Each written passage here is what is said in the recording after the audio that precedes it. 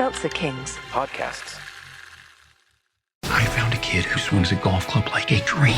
I'd like to try to qualify him for the U.S. Amateurs. Coming to Apple TV Plus. What's your name? I'm not into older guys, but I'm flattered. A new comedy series, Stick. I don't want to go on this trip. Your mouth's saying one thing, but those eyes are saying something else. From the home of Ted Lasso. This is your shot at redemption? This is your mulligan? Owen Wilson. This game takes and it takes. The game's finally giving me something back. Stick. You know Arnold Palmer? Iced tea, lemonade, mix it. I'm missing a nap for this. Streaming June 4th on Apple TV Plus.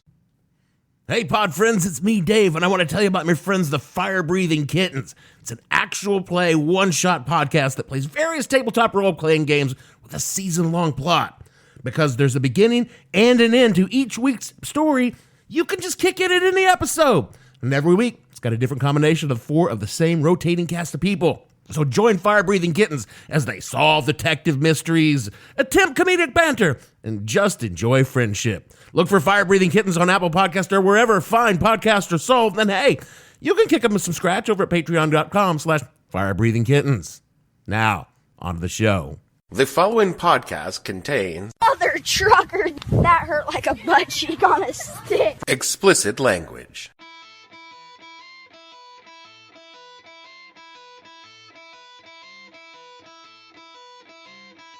Hello and welcome to the podcast that asks a simple question. When you just turned off your whole damn TV station because it was after midnight. What the hell were you thinking? I'm your host, Dave Bledsoe, and this is episode number 433, Waiting for a Paar to Fall edition of the show, where we talk about the cultural institution that became The Tonight Show. Stay tuned. What the Hell Are You Thinking podcast is brought to you by Panelist or Us, your one-stop shop for celebrity guests.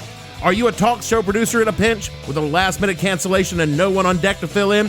Then give Panelist or Us a call. Our stable of C and D-list celebrities are ready, willing, and able to drop in with a witty anecdote and glib patter that can fill your 6-minute segment.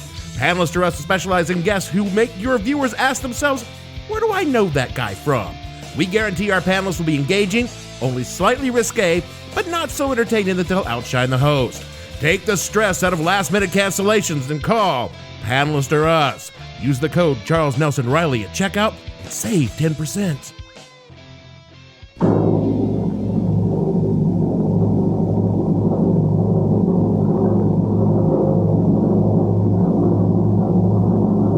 From New York City, the National Broadcasting Company presents Tonight, starring Steve Allen.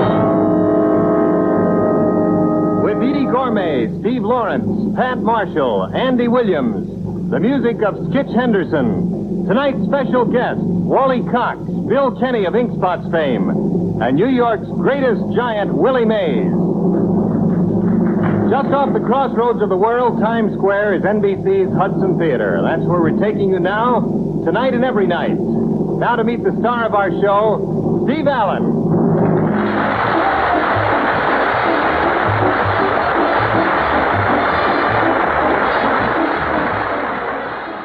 I am old enough to remember when TV stations just turned off overnight. You ancient bitch. That didn't happen often. I mean, they turned off every night, but just sometimes. Sometimes my folks would let me stay up late watching some movie on the weekend, and inevitably, I'd fall asleep on the couch, only to be jarred awake sometime around 1 a.m. to hear something like, This is WCMH-TV, Channel 4, Columbus, ending another broadcast day.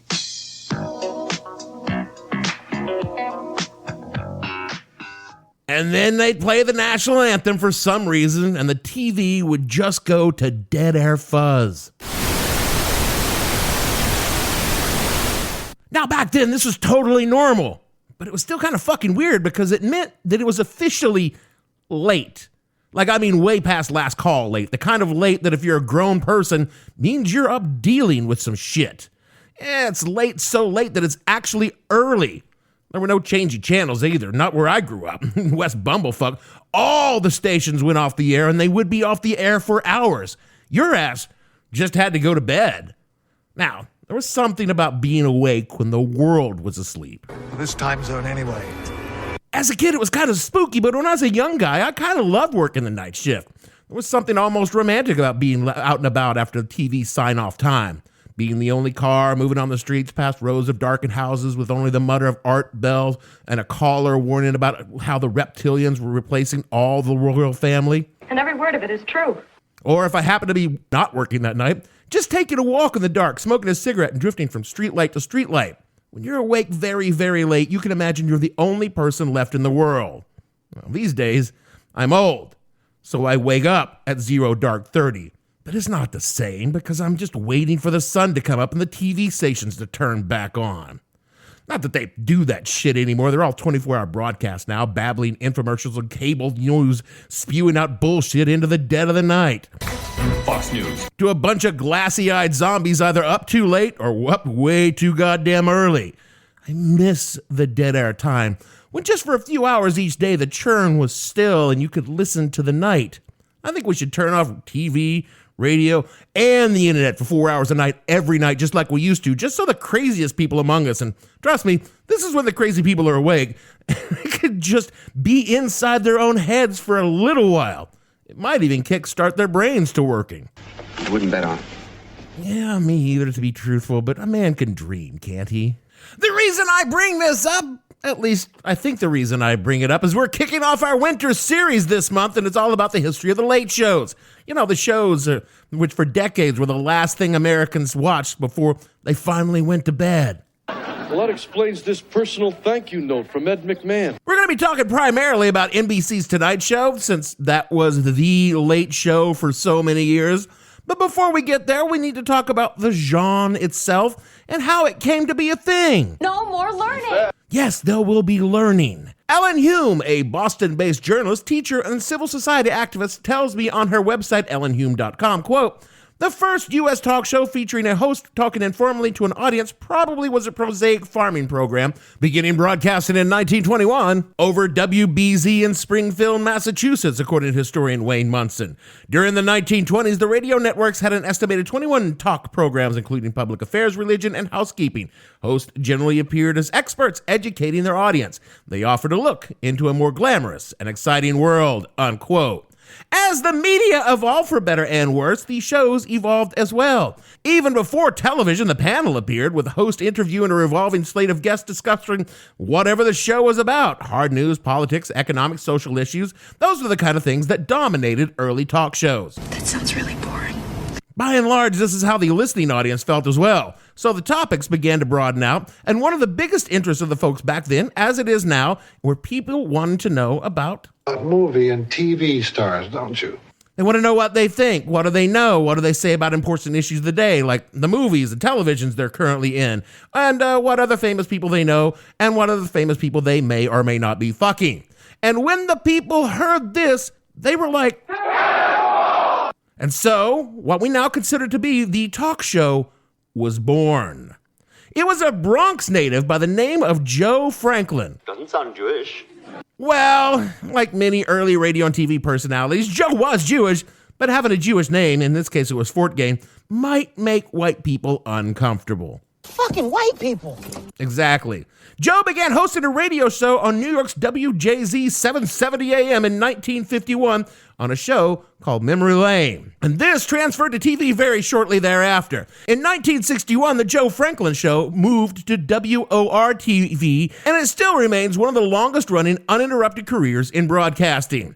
BronxWalkOfFame.com tells us more. Quote, "The Joe Franklin Show, which aired for an astonishing 43 years, making it one of the longest-running talk shows in history. The Joe Franklin Show had a unique format, featuring a wide range of guests from aspiring artists to Hollywood legends. Franklin's warm and affable demeanor made the show a platform where guests felt comfortable sharing their stories and experiences. Countless entertainers, including Woody Allen, Barbra Streisand, and Steven Spielberg, credit Franklin with helping them launch their careers," unquote.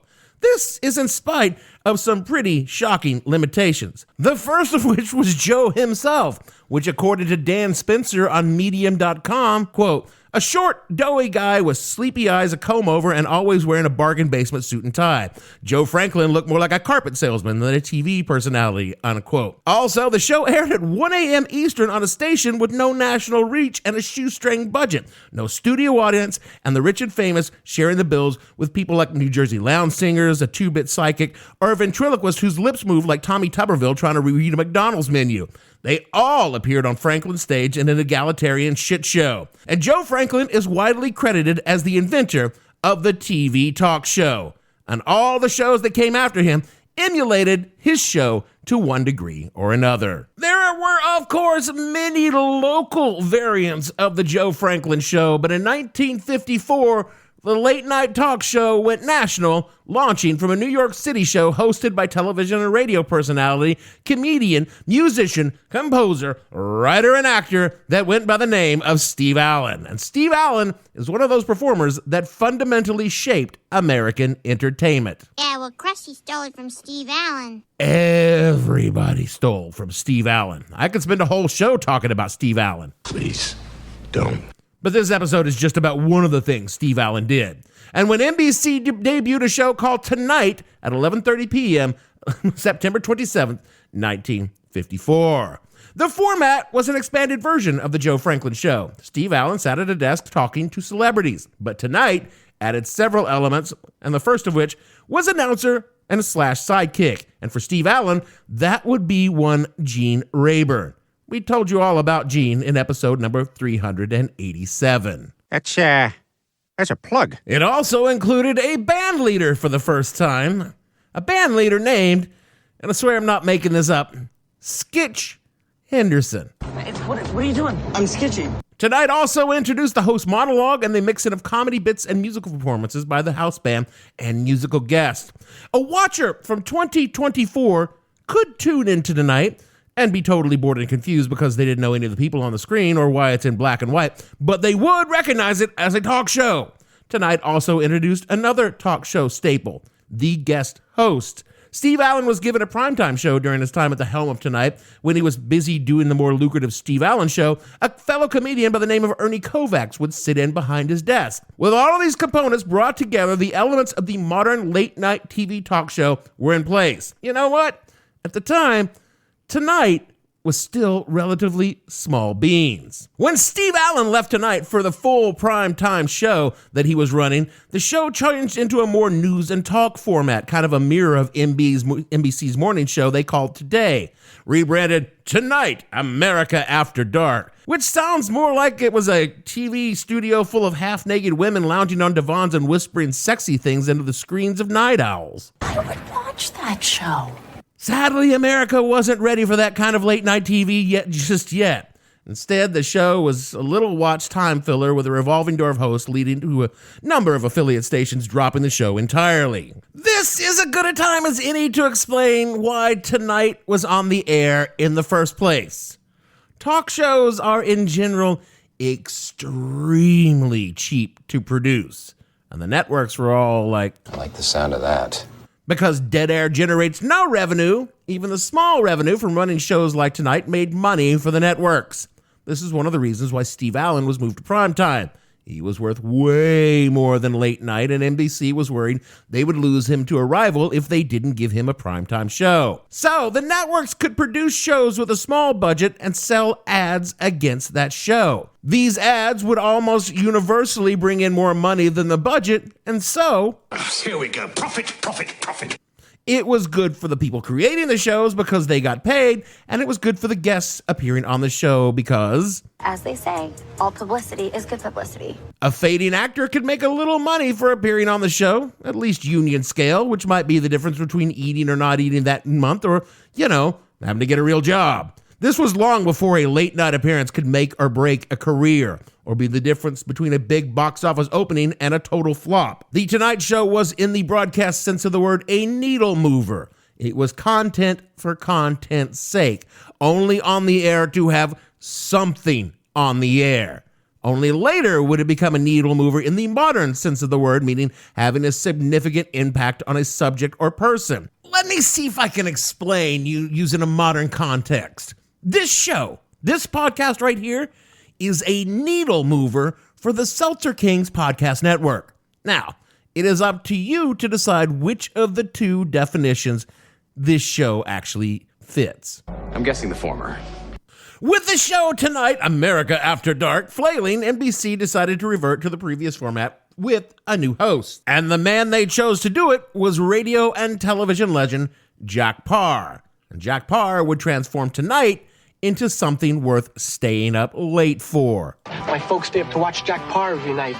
Paar was a veteran of radio, and after being drafted into World War II, becoming, in fact, an actual veteran, he served in the USO. I mean, it wasn't like he was fighting in the trenches.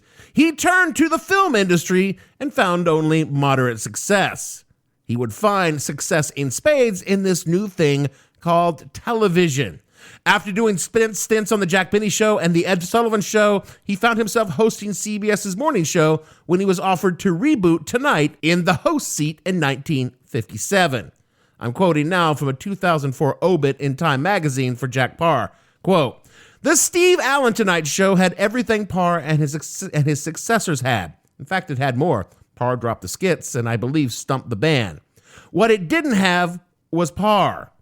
He was what was different about The Tonight Show. Paar developed kind of a rep company of guest actors Cliff Arquette, Hans Conried, Dodie Goodman, Peggy Cass, and Betty White. Yes, that Betty White. Comedy writer Selma Diamond, party maven Elsa Maxwell, theater and cabaret personality Hermione Gingold, the chartreuse Genevieve, and a pianist misanthrope Oscar Levant. Paar booked guests for a show as you might invite guests to your home. His regulars were bright friends with beguiling personalities and good stories, not stars with a movie to push. With a segment slot of 12 to 15 minutes instead of 5 or 6 on a modern talk show, Paar had the chance to talk and relax his guests, who were less schooled in the TV interview, because there were so few venues for it. His interview method was to coax rather than pummel. Let's take it easy, his manner suggested. We got all night. Only his monologues and asides was his agitated, anguished, aggrieved Jack Paar obvious, unquote. Paar redefined The Tonight Show in his own image. He took out the skits and bits that Allen incorporated and focused on the guest interviews. And Paar didn't conduct interviews.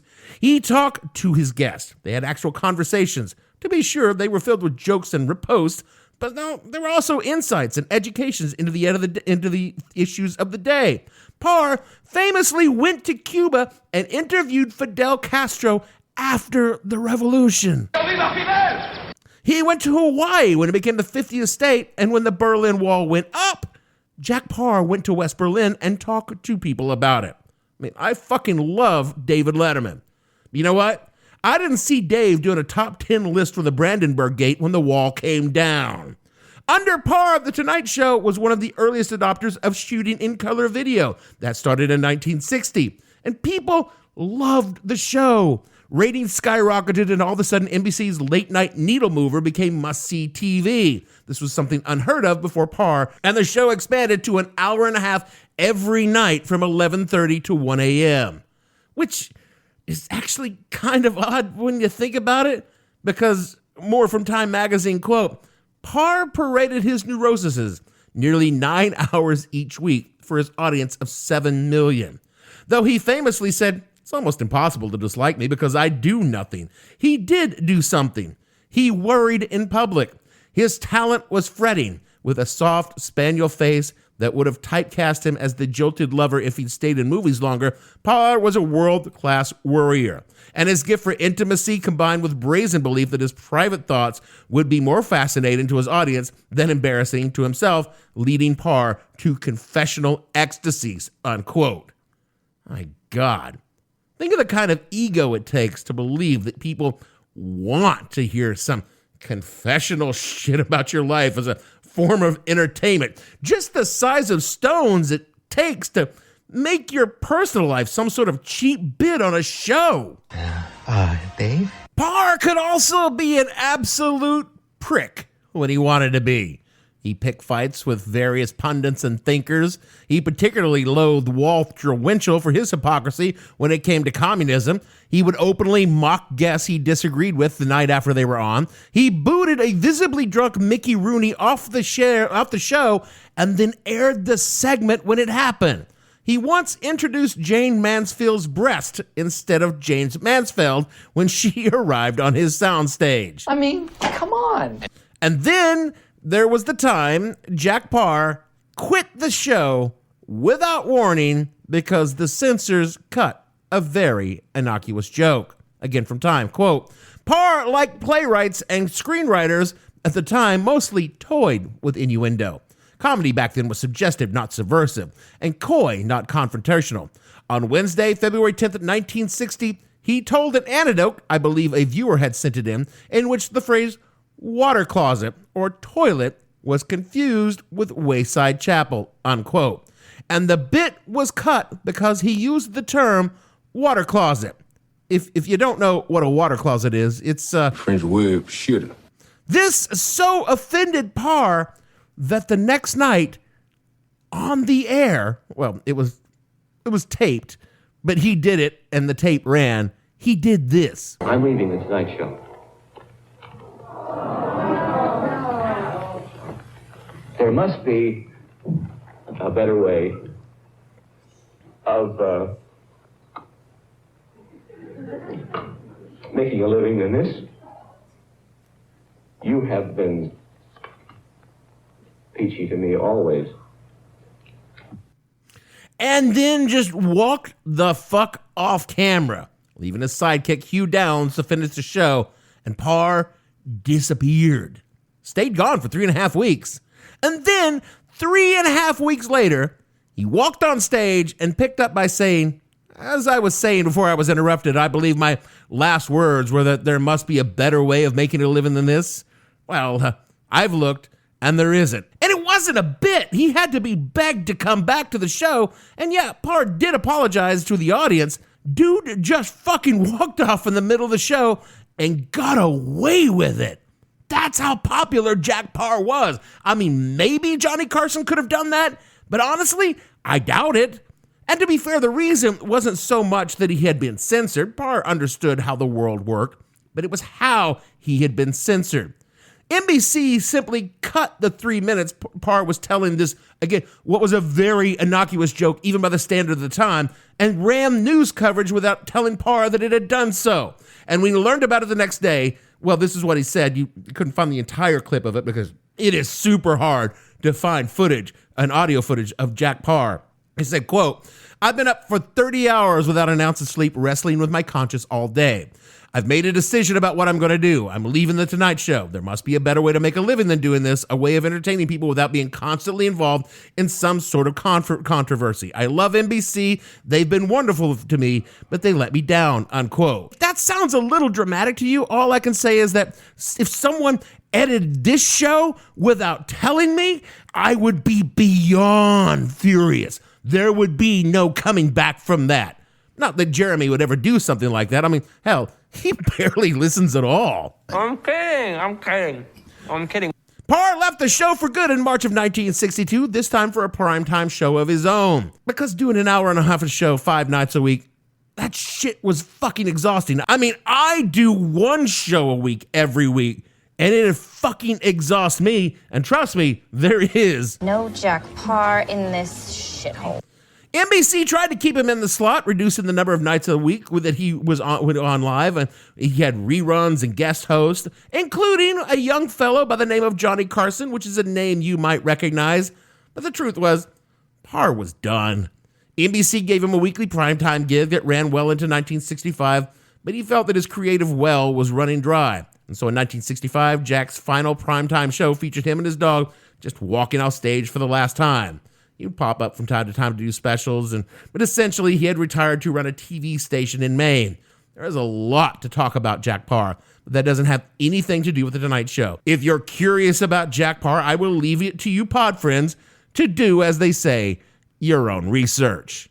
Par's successor was never really in question. It was going to be Johnny Carson, but there was one small problem.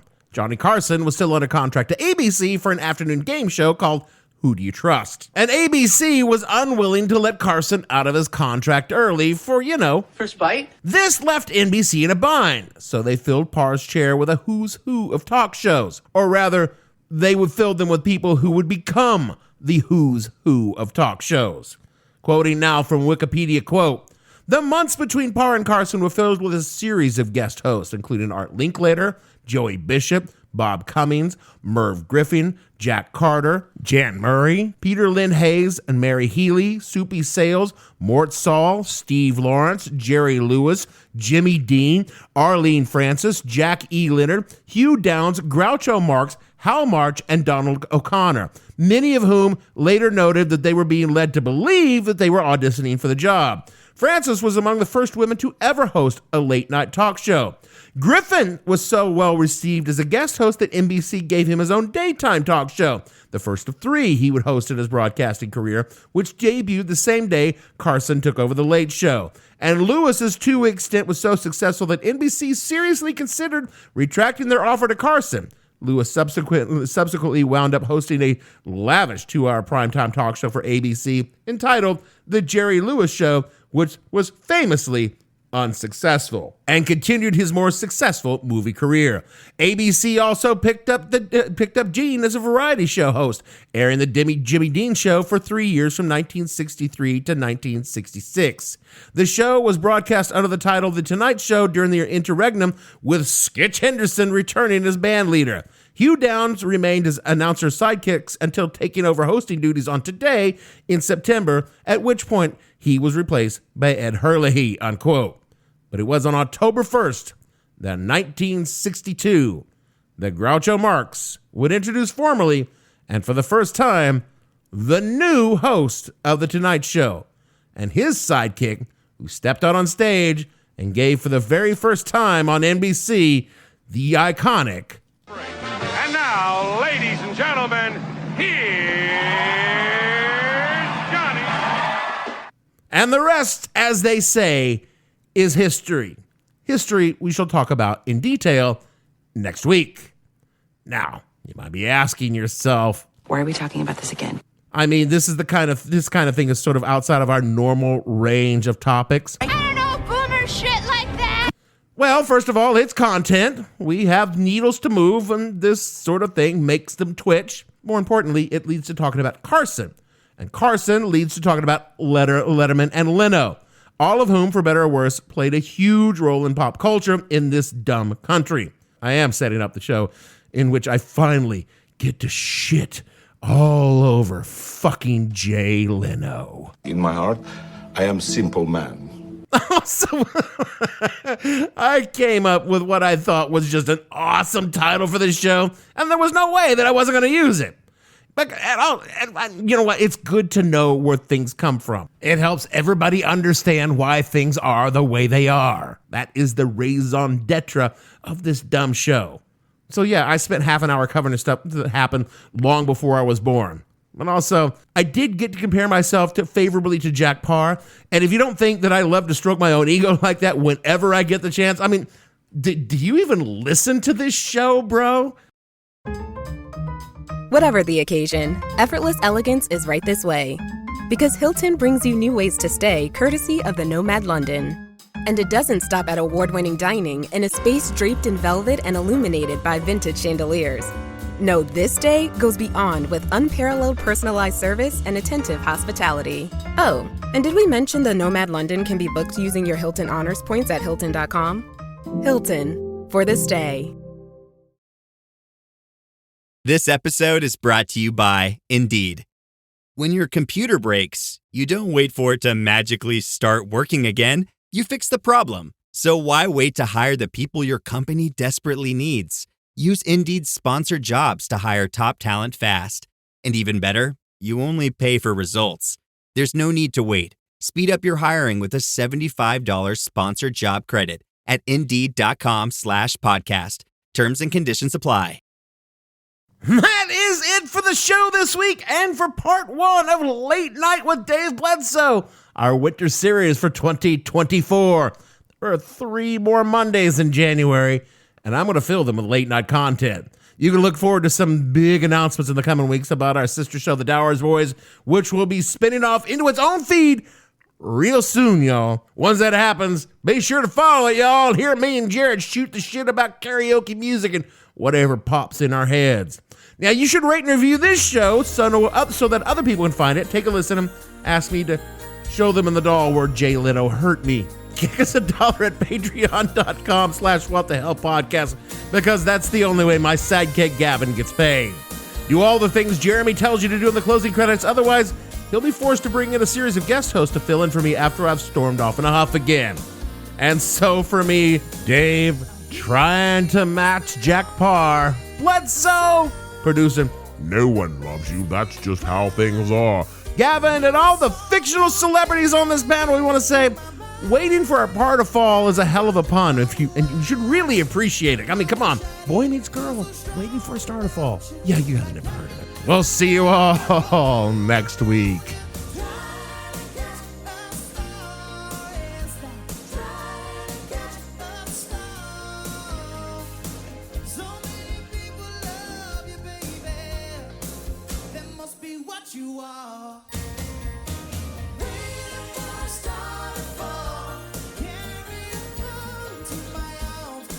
What the Hell Were You Thinking stars Dave Bledsoe and features Gavin St. James and several fictional minions.